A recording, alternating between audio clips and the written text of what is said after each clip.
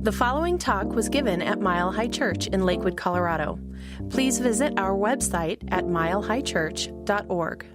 I'm speaking today about living with angst, finding peace in an anxious world.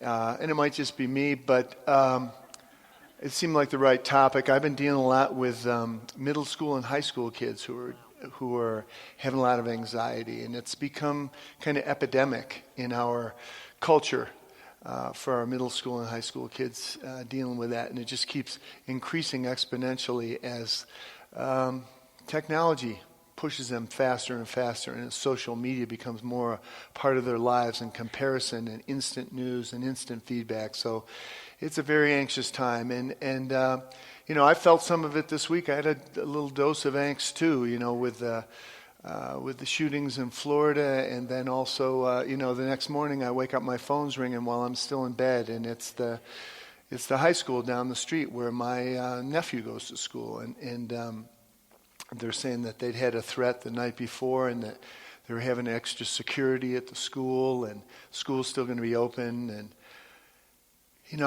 then his parents are calling me up, and I'm wondering, what do I say? What do I say? And we got a call later that someone had been taken into custody, but it stuck with me. It seems to be our new normal, and it's tough to accept that, and that just that feeling. So I want to talk today about some things that we can do about it, and because even ministers get anxious. Okay, we get anxious too.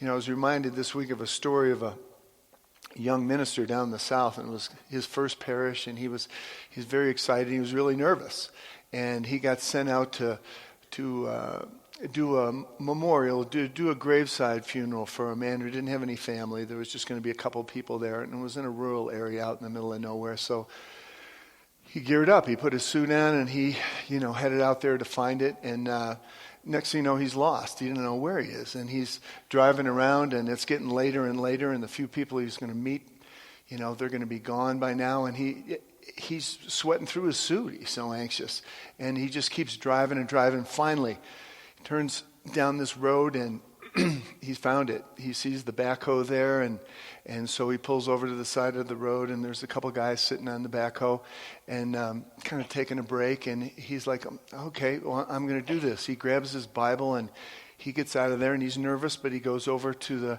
the grave there, and he can see that it's already been covered up, that the cover is on the casket, and so he does his best. He does some scripture readings.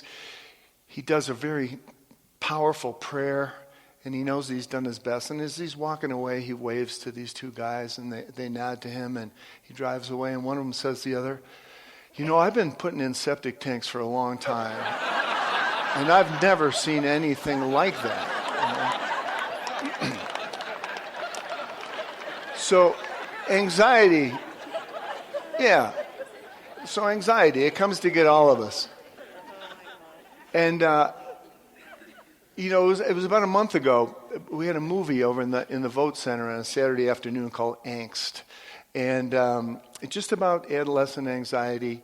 And a lot of kids in the movie. It was about a 1-hour movie. I wound up watching it 5 times. I just fell in love with these kids talking about their lives and the effort that it takes for them just to go to school every day, and the things that the kids are going through now. And it was an amazing thing. So the word angst itself, I need to give you a definition. It's a German word with a kind of a deep existential meaning.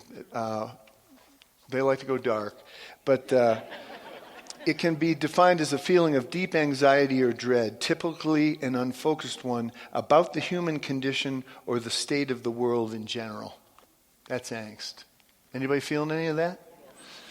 So it was great to have this movie that our kids could look at. We had about 300 people there, parents and kids, and we had a great discussion afterwards. Kind of led a Q&A and a little discussion in the room so that our kids in this community could talk about what they're going through. And it's a big thing that's up now.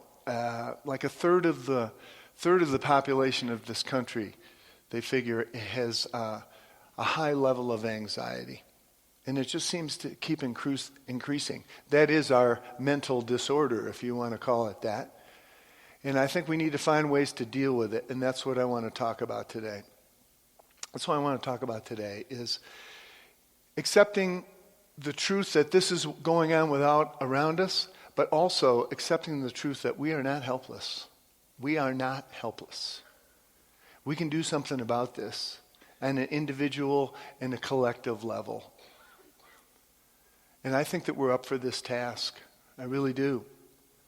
So to start out with, the first point that I have today is what we call in the teen church DSP, daily spiritual practice.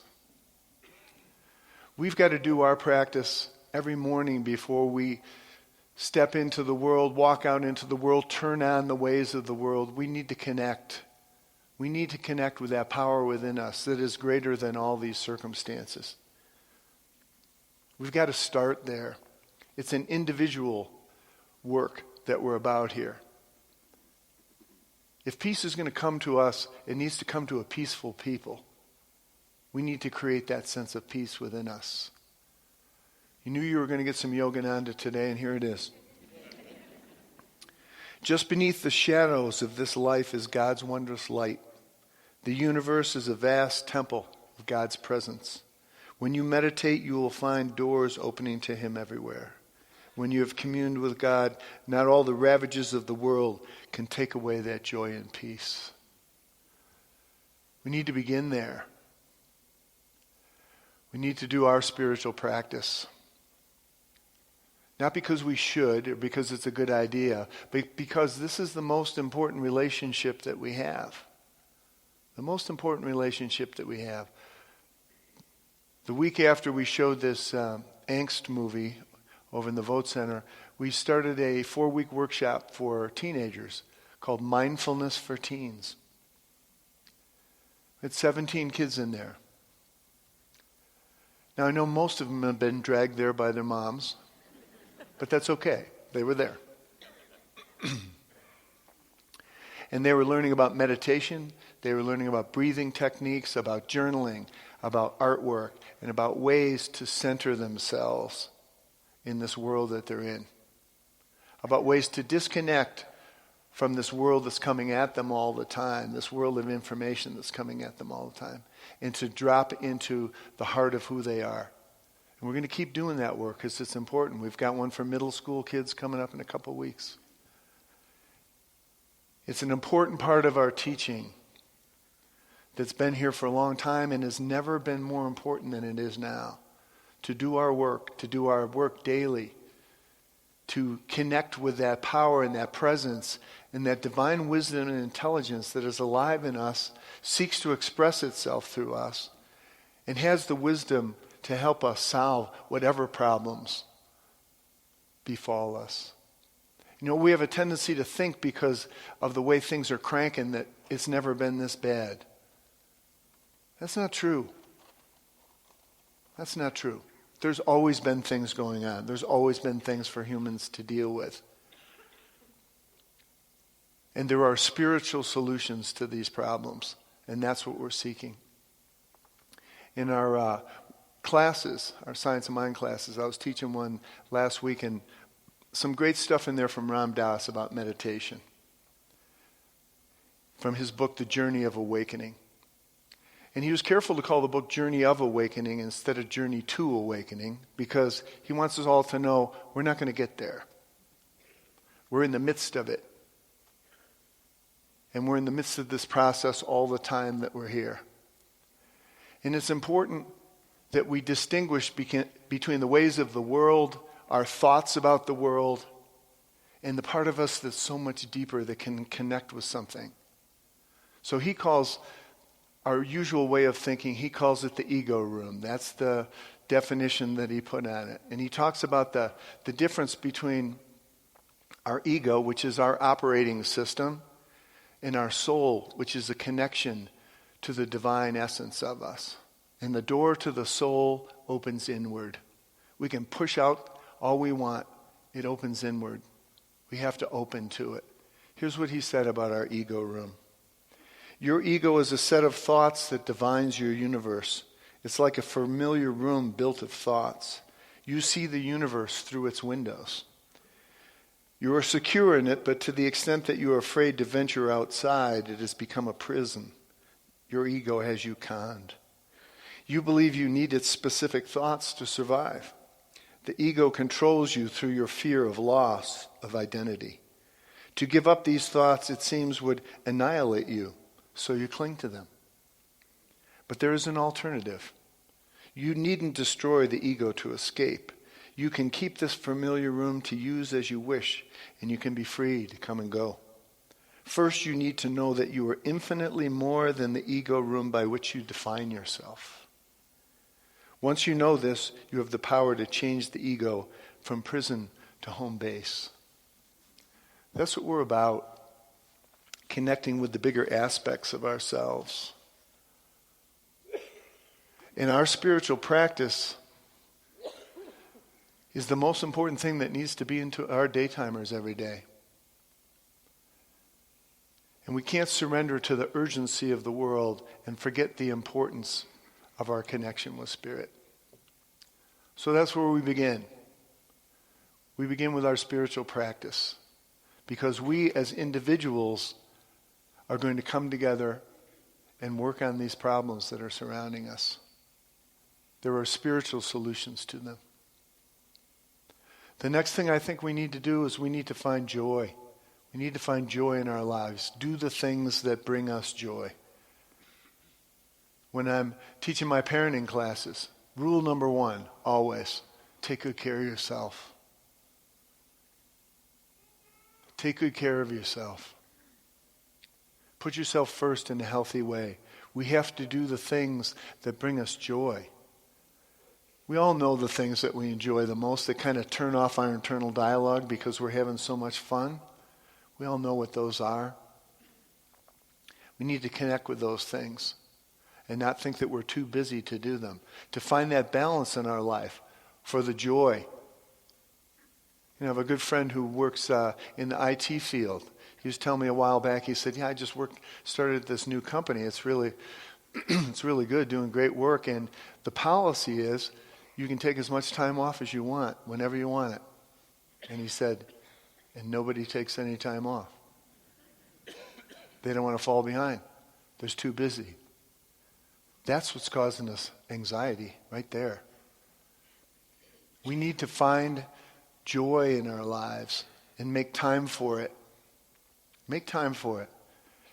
You know, yesterday I was here and doing a workshop with all the volunteers in our youth ministry, and it was great.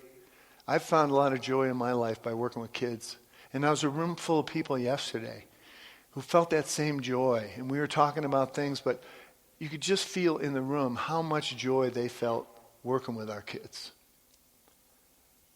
Just being in a classroom. And you don't need any special skills, just an open heart and to be present. So if you're looking for a place to find joy, I invite you into that. I know that that's a shameless plug, but not only is it true, it's important. It's important to build a community around this next generation of kids where they can feel safe, where they can feel loved, because they're ready. They're ready to take this thing over. They want some solutions. You can feel it. And we've got to align ourselves with them to do that.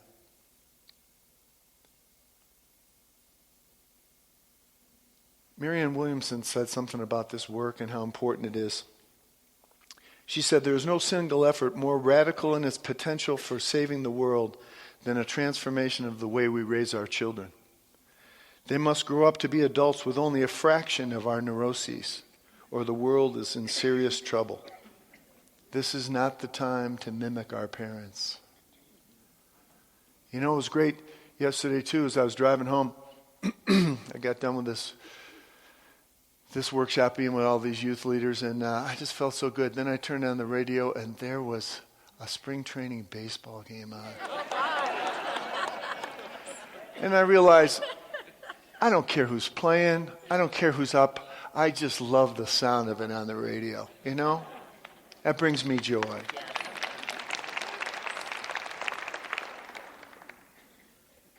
So find your joy and make time for it.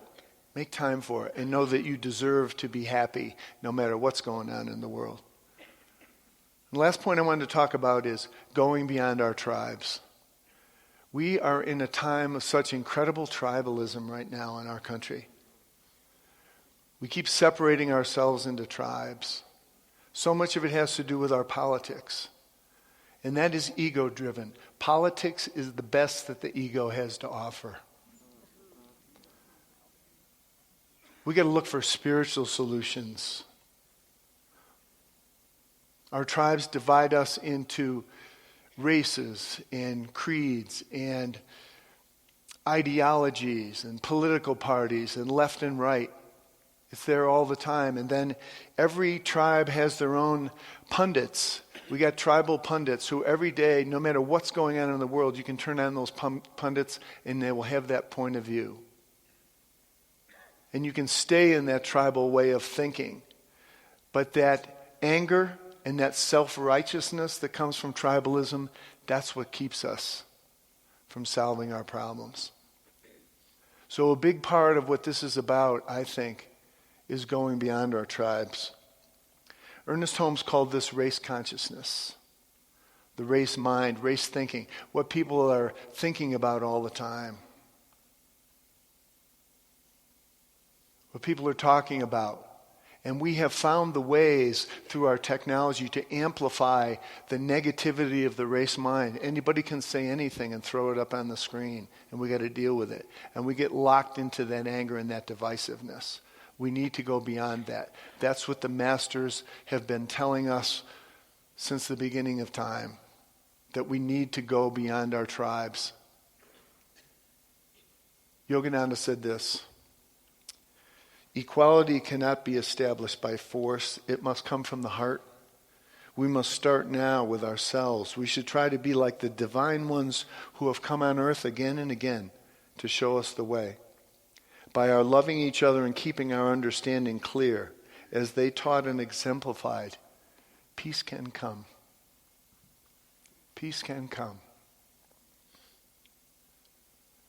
This is the message that the great ones have taught us in all cultures, in all places.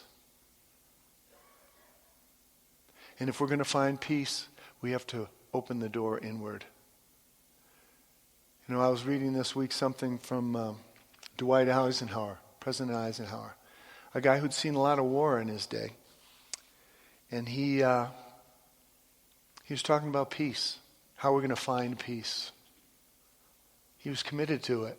And he knew how hard it was. And he said, I like to think that people in the long run are going to do more to promote peace than our governments. Indeed, I think that people want peace so much that one of these days, governments had better get out of the way and let them have it.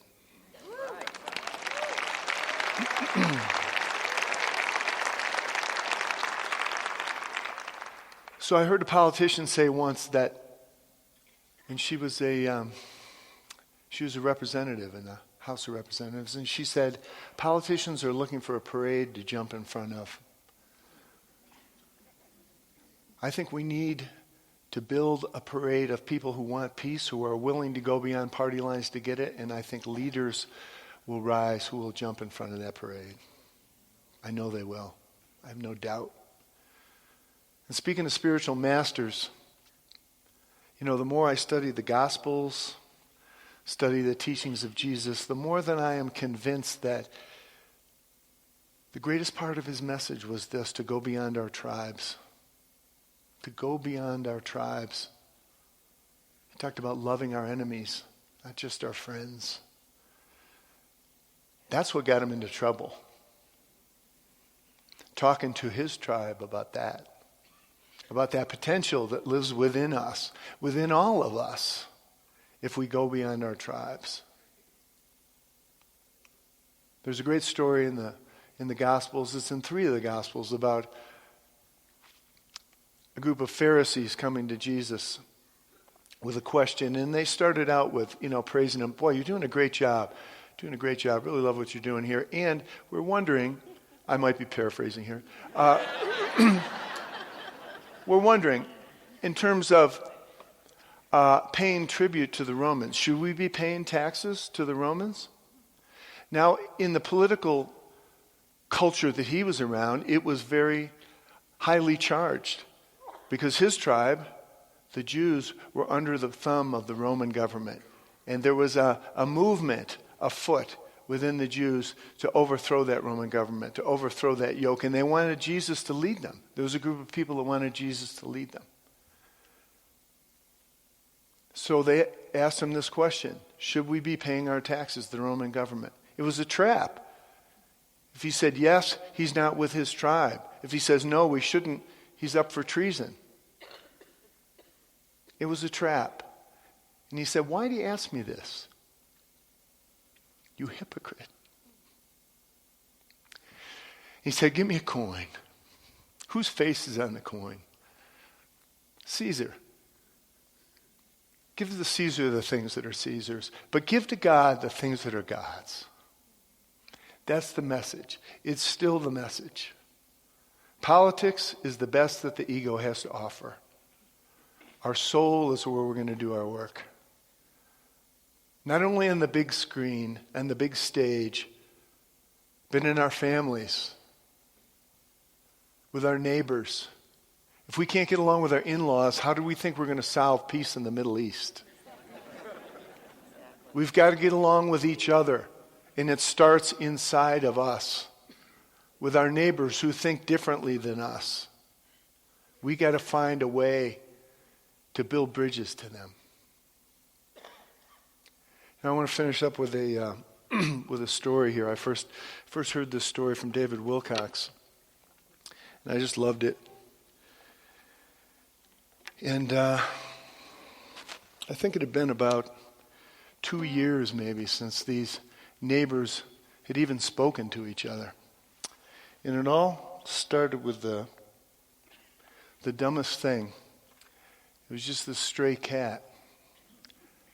And one of the neighbors thought it was theirs, and then went over to the other house and got up on the porch there, and that neighbor started feeding it, took it in, and after a while both of them just thought it was their cat. And then every time they got together, they'd start talking and then they'd start arguing about it. And then after a while, they'd just stop talking. So when the traveler came to town and looking for work, one of those farmers said, oh yeah, you say you're a carpenter? I got some work for you. You see that house over there? That's my damn neighbor. And see that ditch running through the middle of the land there? He calls that the creek. The creek. He dug that with his plow. Went up on the hill. Changed the way that the water comes down. It's got a little trickle running through it. The creek. Well, if he's going to divide us up that way, I'd say let's just finish the job. I want you to build me a fence right across here so I don't even have to look at him. Can you do that? And the carpenter said, well, I could, but I need a whole lot more wood. I can get started with what you got in your shed there, but you're going to have to go into town and get more. So by the time that farmer gets back, driving his old pickup truck down that rutted road full of lumber, he looks out into that field and where his fence is supposed to be, and he sees that the carpenter's built a bridge out of his wood onto his land. And here comes his neighbor, walking across his bridge onto his land. Big old stupid grin on his face, hand outstretched, and he says, you are a brave man. I never thought you'd want to hear the sound of my voice. Can you ever forgive me? I just feel so stupid.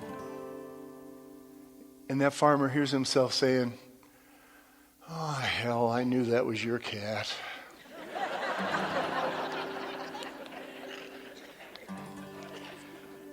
And then that farmer says, hey, he sees the carpenter walking away. Hey, I got some more work for you. And he said, you'll be fine. I got other places to work.